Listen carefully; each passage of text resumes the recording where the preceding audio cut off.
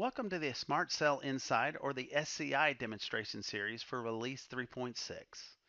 In this demonstration, we will show you the interface functionality and capabilities of the Network tab. I will cover information displayed on how the output can be filtered to display specific information including, but not limited to, the data from certain collectors or certain access points or only for a specific set of time. So let's get started. I'm first going to log into the system.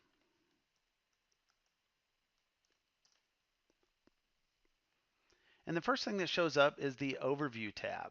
We do have another video that will explain that Overview tab, so you might want to look for that as well. But today we're going to specifically talk about the Network tab, so we're going to go ahead and select it.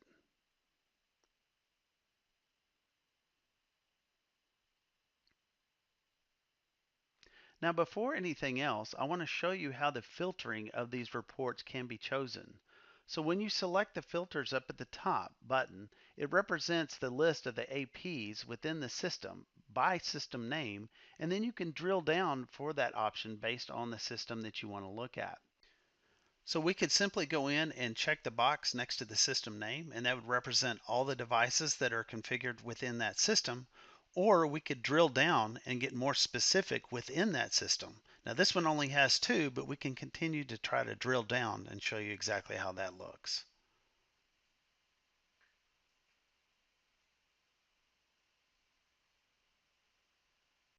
So I chose this one specifically so you could see the hierarchical view of the filtering system.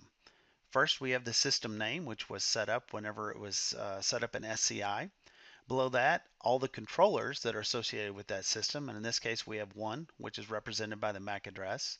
Then a domain, which is the administration domain you see here. Any zones that are configured, and then finally the access groups that are associated within that zone.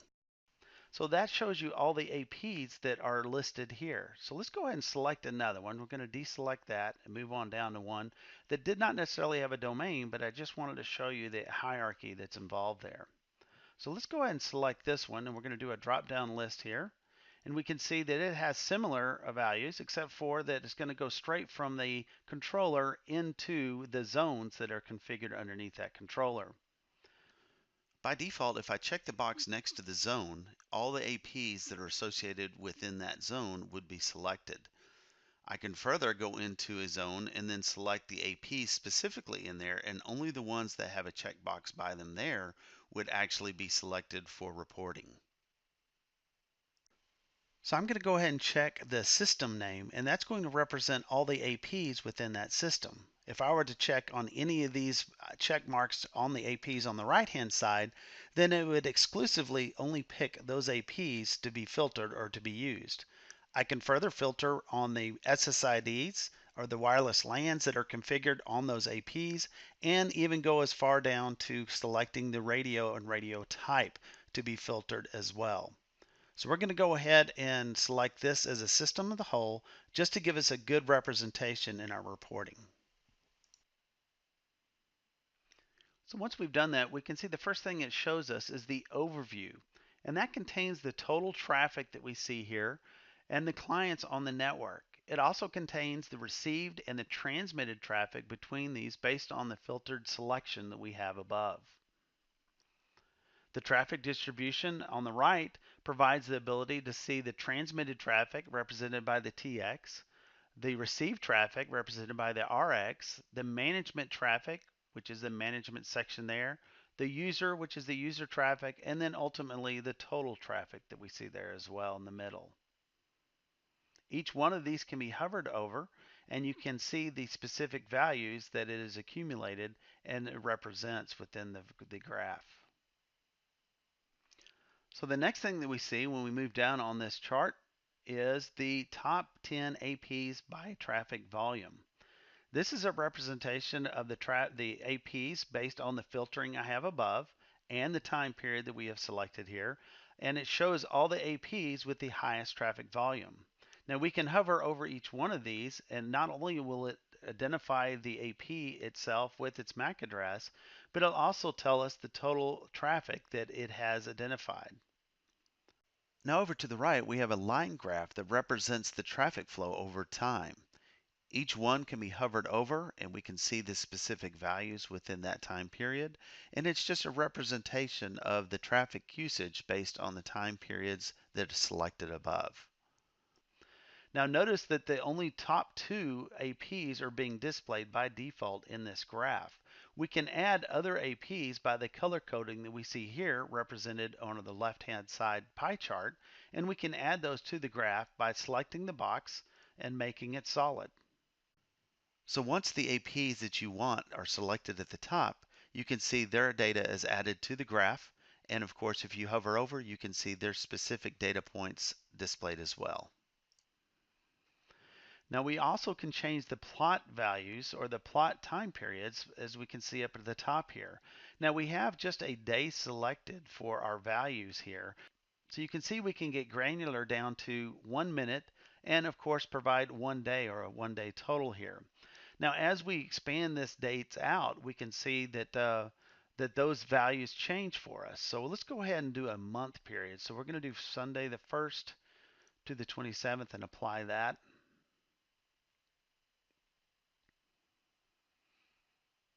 So you can now see that once we have a month selected, an hour is going to be our minimum value we can choose for the time period here.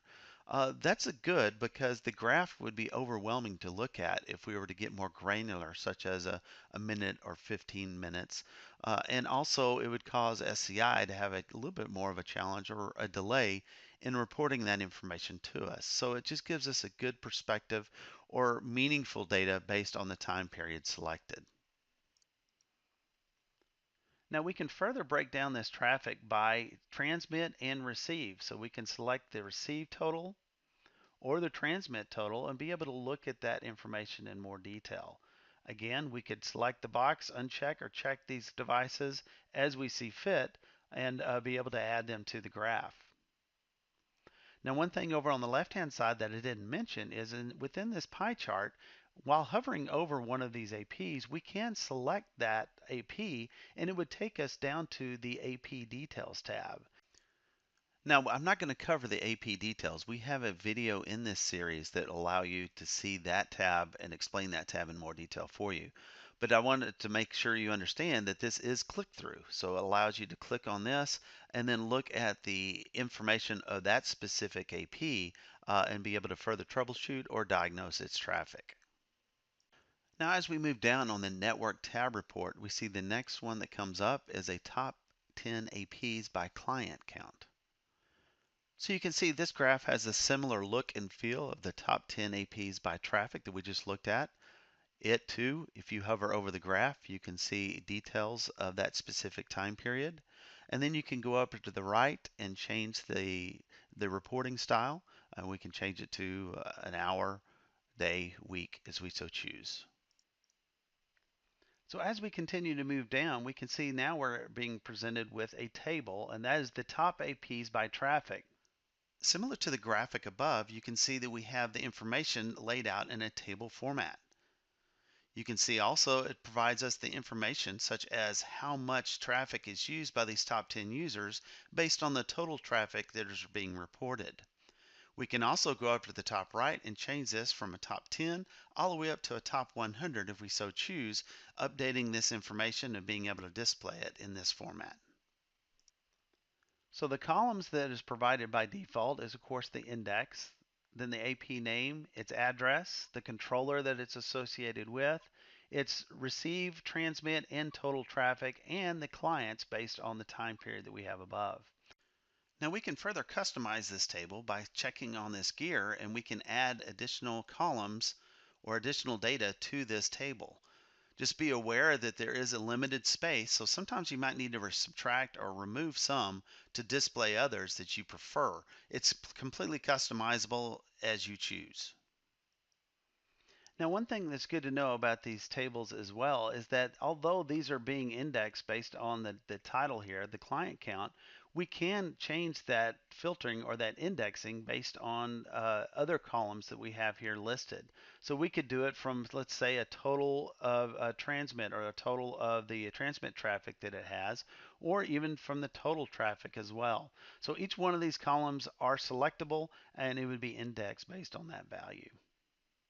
Now, as we continue to move down on this tab, we can see that traffic trend is the next one, and it's broken down by traffic by usage, traffic by radio, average traffic rate by usage, and average traffic rate by radio.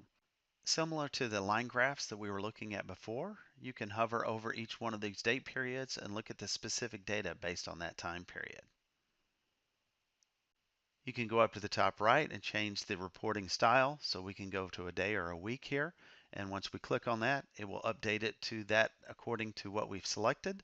You can see the information is here, and also it updates all four of the charts within this traffic trend. So as you can see, once I update that time period, all four charts are updated, providing the information based on that time period selected. Now, just like with the other line graphs, you see that we have the solid boxes there representing the data that is being displayed. You can uncheck those boxes, they become an outline, and those will be removed from that chart or from that line graph that you're seeing there. So all the tables and graphs that we had seen so far up until this point base their information on the dates we have up at the top. However, the traffic trends, as you can see here, has its own date range values that we can change and vary. We can not only create the date changes, but also change the time periods in which they are being reported. And this is all specific to the traffic trends portion of this report.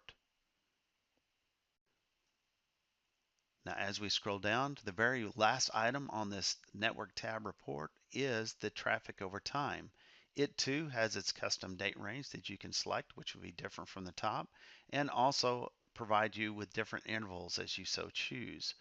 Whatever is selected here will be updated and will report based on that time period the transmit, receive, and various traffic reports that you see here. You can also index based on any one of these column tops. You can by selecting the button here, and then of course you can customize this table as well by checking or unchecking the items that you so choose, allowing this to be customized based on the information that you want to receive.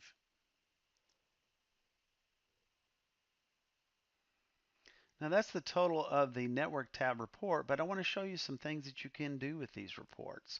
So in this example, we have filtered based on 44 APs and a specific date range, and we can go in and download this report. So we could select the download up at the top. We can do it in CSV or we could do it in PDF form, and that just provides us a download of this form based on the filter that we have selected here. In addition to downloading this report once we've filtered it, we can also schedule this report based on the filter value we have here. So we can click on the schedule, we can select a new schedule here, and then we can create that schedule on a repeat basis. We can select the format we so choose, PDF or CSV, and the repeat schedule. So we can do it on a daily, weekly, monthly, quarterly, and yearly basis. Now, if you do it on a weekly basis, at that point we would select the day of the week and the hour in which we want this report sent. So if we do it on a quarterly or yearly basis, as we can see here, the selection date range is fixed. So we can, if we were to do a quarterly, it would be from January 1st from at midnight to March 31st at 23:59, and of course for a yearly it would be January 1st at midnight to December 31st, the 23:59 time frame, and then it would be basically sent out after that. So once we have selected the report or the choice we have, let's say we could select monthly, we can select the day of the month that we want that to be sent out. So we could select the first, the hour, say 10 o'clock in the morning, and then we would add the recipients here. So we'd select the email addresses, and we can put multiples in here. We just have to separate them by a comma. So once we have selected that, that report will be auto-generated and sent to those recipients of the report I've created. Now further, I can manage the schedule reports for this particular tab as well. I can click on the report I see here and I can either disable it or delete that report and be able to allow me to stop that report if somebody chose to do so or somebody's asking you to do so.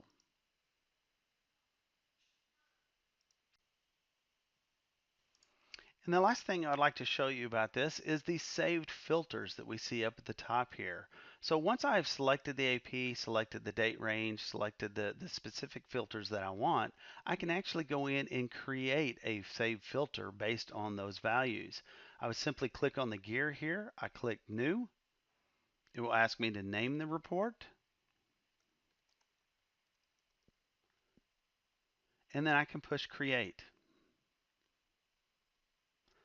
Once I've done that, then in this list that we see on my report here would be selected.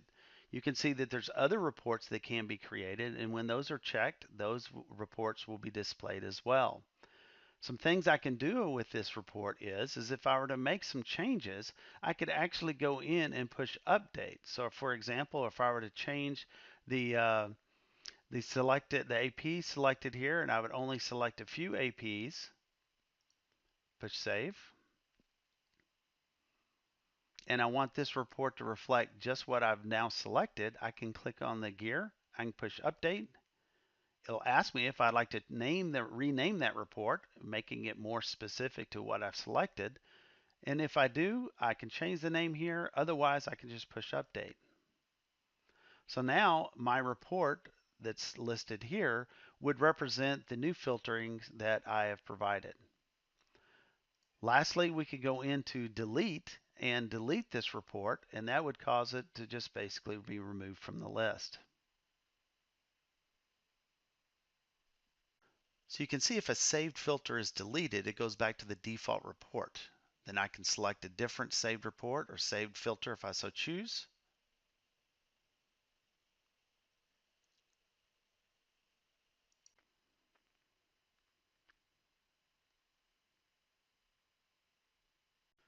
And it displays that new report. Now do know that if you need to go back to the default behavior from this save filter, you can just push the gear here and then just push the reset.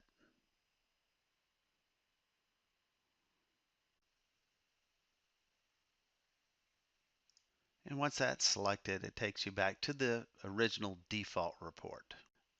Thank you for taking the time to watch this video, and know that there's other videos within this series that provides details of the other tabs within the SCI interface.